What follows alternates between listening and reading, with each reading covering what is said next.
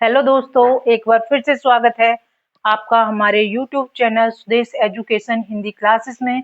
तो आज हम आपके लिए लेकर आए हैं उपसर्ग और प्रत्यय, जो कि हमारे पेपर में बहुत ज़्यादा पूछे जाते हैं। जैसे कि अभी बोर्ड के एग्जाम 10th के आने वाले हैं, उसमें भी बहुत ज़्यादा आते हैं। ठीक है, तो उसमें उपसर्ग, पहले हम उपसर्ग बताएंगे। उपसर्ग का परिचय क्या होता है? वैसे तो उप का अर्थ होता है समीप, और सर्ग का अर्थ होता है सृष्टि करना। ठीक है, किसी शब्द के समीप आकर नया शब्द बनाना, भाई सृष्टि करना यानी कि किसी चीज का नया शब्द बनाना। और समीप आकर के, भाई किसी शब्द के समीप आकर उसके कोई नया शब्द बनाना, ये क्या होता है? हमारा उपसर्ग का परिचय होता है। लेकिन इसकी परिभाषा क्या हो जाएगी? परिभाषा देखिए, वह शब्दांश जो किसी शब्द के आरंभ में लगकर उसके अर्थ में विशेषता ला देते हैं अथवा उनके अर्थ को बदल देते हैं। भाई जो शब्दांश किसी शब्द के आगे लगकर उसके अर्थ को बदल दें, उसे हम क्या कहते हैं? उपसर्ग कहते हैं। जैसे कि उदाहरण देखिए, जैसे प्रा आ गया। प्रा क्या है? एक उपसर्ग है। तो एक क्रम दे रखा है, जैसे क्रम क्रम दे रखा है, तो क्रम में हम प्रा जोड़ेंगे तो क्या बन जाएगा? प्राक्रम। तो एक नए शब्द का इसने निर्माण कर दिया।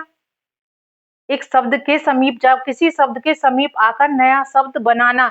अब इसके क्रम के जब समीप जाता है तो क्या नए शब्द का निर्माण होता है, और वो क्या बन जाता है? प्राकर्म, प्राजय, प्राभव। तो इस तरह से ये जो प्रा उपसर्ग है, इससे कई शब्दों का निर्माण हो जाता है। आगे देखिए, परि। परि से क्या बनता है? परिधि, परिचय, परिजन। प्रति से प्रतिदिन, प्रतिमान, प्रतिशत, प्रतिकार। तो इसी तरह से बहुत सारे उपसर्ग होते हैं जो कि आपको याद करने होंगे, जैसे कि प्र, प्रा, सम, निर, निस, दुर, आ, और ये बहुत सारे, मतलब कि आपको उसमें से याद करने होंगे, तभी आपको पता चल पाएगा कि ये मतलब उपसर्ग होते हैं। अगर आप याद नहीं करेंगे तो आप पेपर में पता नहीं लगा पाएंगे कि इसमें से उपसर्ग कौन सा है। तो आगे देखिए, इसके बाद हम आपको बताएंगे कि प्रत्यय। प्रत्यय क्या होते हैं? वह शब्दांश जो शब्द के अंत में जुड़कर उसमें परिवर्तन लाते हैं, उसे प्रत्यय कहते हैं। अब देखिए, जो शब्दांश शब्द के आरंभ में जुड़ते हैं वो तो होते हैं उपसर्ग, और जो अंत में जुड़ते हैं वो होते हैं प्रत्यय। अब जैसे देखिए, मह जमा में इमा, तो क्या बन जाता है? महिमा। बोल प्लस में ई, तो क्या बन जाती है?